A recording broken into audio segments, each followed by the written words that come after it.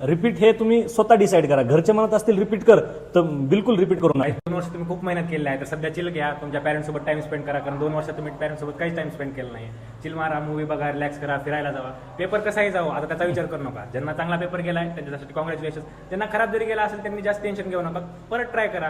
किंवा हा नसेल तर दुसऱ्या पण भरपूर फील्ड आहेत त्याच्यामध्ये तुम्ही ट्राय करू शकता. So tension. रिपीट हे तुम्ही स्वतः डिसाईड करा. घरचे म्हणत असतील रिपीट कर तर बिलकुल रिपीट करू नका. स्वतः तुमचं मन जर म्हणत असेल की तुम्हाला रिपीट करायचंय तर रिपीट करा. रिपीट हे एक मोठं जाळं आहे. एकदा ह्या रिपीटच्या जाळ्यामध्ये अडकलात तर बस.